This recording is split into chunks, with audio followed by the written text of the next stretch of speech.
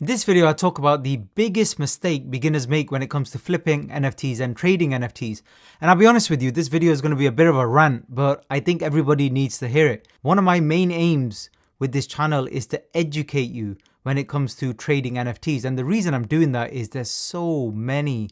It's basically a minefield. You're literally walking across landmines, and I'll show you that right now to kind of prove it to you.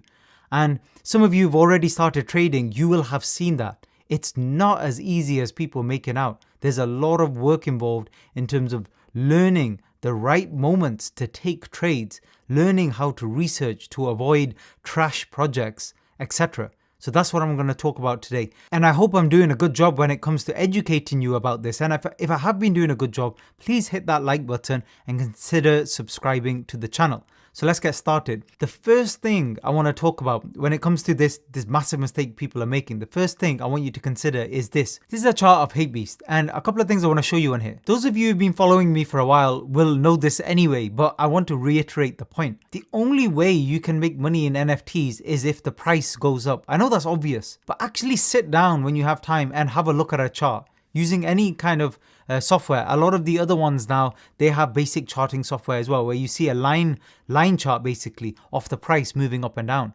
You can only make money when price is going up. And in this particular collection, there was only maybe 2, 3, 4 opportunities, that's it at most, where the price was going up. Everything else was down in a big way.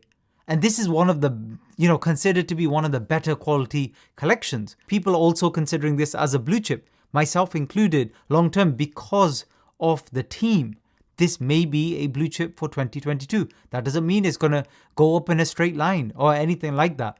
It's just a better project compared to 95% of the stuff we see. But if price is going down, obviously you'll be running at a loss. The thing is, what I teach, and I speak to my students in our private Discord, I talk about this all the time, is you can't be in positions too long. And there are only some areas of this chart where things are predictable. For example, during reveal and also immediately after launch.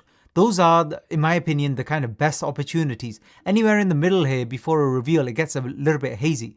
But let me show you another example. This is Sappy Seals. You may have heard of this collection. Let me just show you what it looks like. These are one of the older collections that are now trending and people are buying into these and they may move up in price. You can see the floor price at the moment is 1.38. But where did they come from in terms of floor price? When we look at the history, they were at the beginning of November, they were all the way down at 0.2 and they stayed that way for a long period of time. And literally after 2 or 3 months, they started moving up in price. So you might say, well, Sajjad, why don't I just buy something and hold it for 2 months? Well, the issue with that is this is one collection out of many, many collections. Again, we may be talking about 30, 40, 50 collections that don't do this, that start at 0.2 or 0.5 and just slowly drift towards zero. But the problem is when you're on Twitter, and by the way, this is my Twitter account, make sure you're following me here at Sajjad NFT.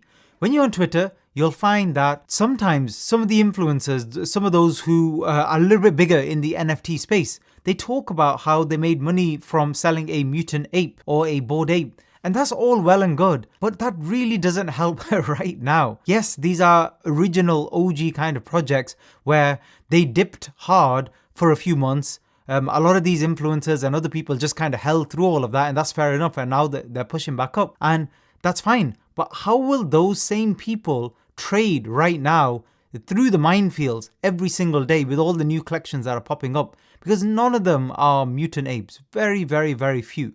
In terms of really good collections, the only one I've seen in the last few weeks is Azuki. And even that's doing well, but it's got some pullbacks and maybe it will push up in price, maybe it won't, who knows. And then the last one before that was kind of Clone X, and that's about it. Now imagine in the last 2-3 months, how many new collections have launched.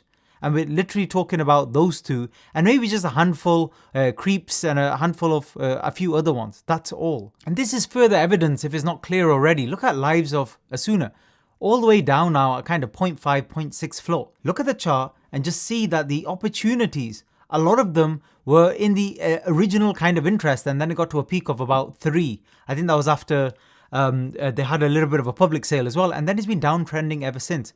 Anybody who bought from kind of here all the way to here, it's near impossible to make money. Near impossible. You only had a bit of a floor a trade there, and then that was all, where you could make about 0.2 or 0.3 ETH. That is all. It's literally impossible to make money. Even if you're flipping rares in a downtrend, it's very, very difficult. So my advice has always been with this, think very, very short term. Literally, if you're trading here and you've bought in and you've not moved into profit in literally hours or a day or two max, you should cancel the position and leave, because very, very likely most of the time, 90% of the time, it's just going to drift further lower. And that's not me just being worried about the position. That's literally statistics showing with most collections, they are trending downwards. And if you're not in profit, then you should just take the loss and move on. Now, this creates a problem because I'm advising you here to think even shorter term. And if everybody's thinking shorter term, the situation may get worse. But this is not your fault or my fault as traders. A lot of it happens to do with the actual founders of these collections. Believe it or not, you may not know this, but a lot of them are thinking short term. They're thinking of maximizing the potential at the beginning. And the problem with that is if they're thinking short term, the community will as well. So I think they have a part to play in this. And no roadmap I've seen in the last kind of 2-3 months has anything interesting going forward. They all say the same thing. We're just going to make another collection and it'll be a pet, like you'll get an extra cat or a dog. They're just basically emulating what some of the original famous collections in NFTs, what they were doing. And they're just copying and pasting it. Or, we're going to enter the metaverse and we're going to do some weird kind of share system where we might share some of the profits or something like that. It doesn't work. And the other bigger problem is Lives of Asuna is part of an anime trend. Now, each trend comes and then seems to go after literally weeks. So there's a few other projects pop up regards to anime. Now, it may already be too late for them. Who knows? I really like Karafuru, but the other ones that are yet to kind of launch, yet to mint in the coming 2-3 weeks, it may already be too late for them. That's the sad thing. Now, on my Discord, I've already done a lot of what was my own personal goal in terms of educating people, my own roadmap.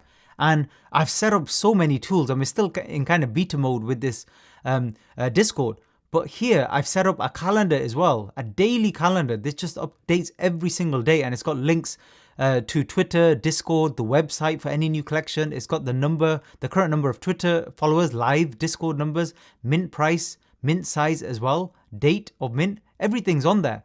But I've had a look through this because I want to see every single day what sort of stuff is coming up. So let's just click on one here. So let's take Doodle Duckies, for example. So when you click on Doodle Duckies, which is just one of the random ones, seems to have a good following. I always tell my students, always check on ic.tools or any other charting software first, just to see what the demand is. Do people actually care about this project?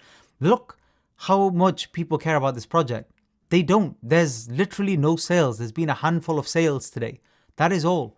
Nobody cares. And that's kind of sad because when you go on Twitter and you have a look, they seem to have a decent following and it's kind of cute, cuddly kind of artwork, and some of the posts have engagement. And if you look below this as well, this is followed by a big name, Shamdu.eth. Shamdu's big name in the NFT space.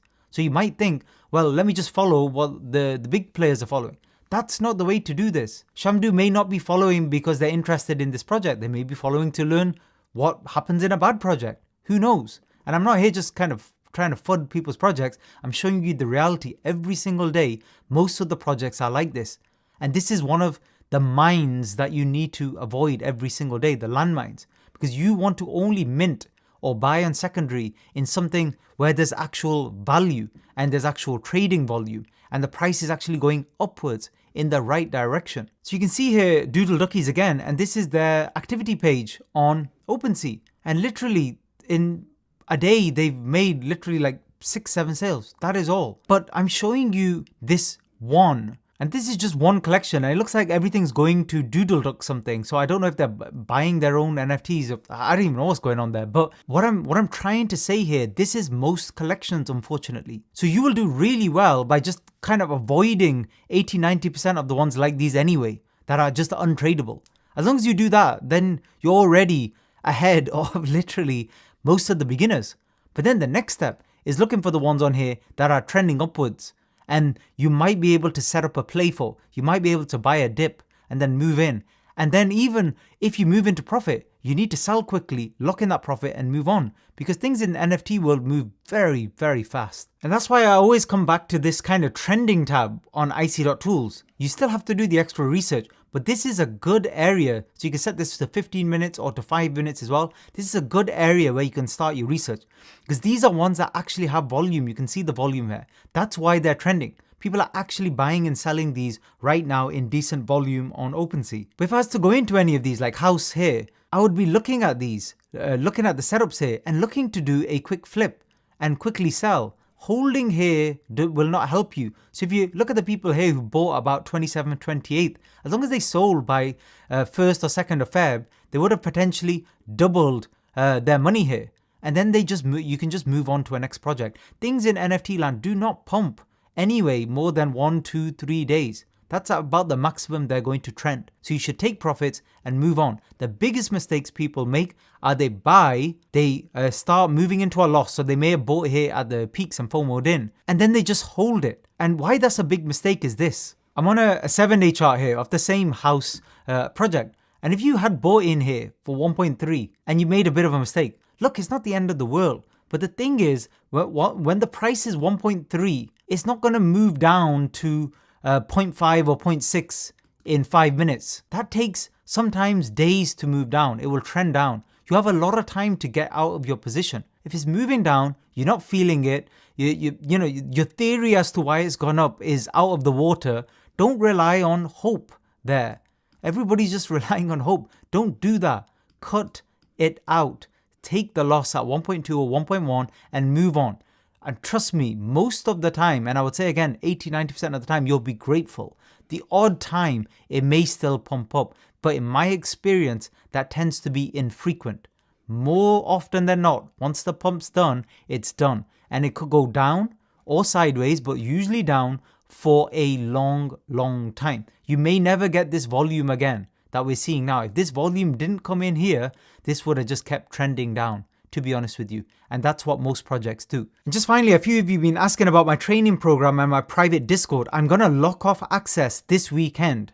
So without fail. So you've got a few days left if you wanted to join, because I'm moving now onto the next phase of my own personal roadmap and where I want to take my private alpha group. So far, it's exceeded every one of my expectations. For such a small group, barely over 100 people, everybody is so helpful when it comes to helping others. And most people in there are complete beginners when it comes to trading NFTs. That's it for this one. Thanks very much for listening.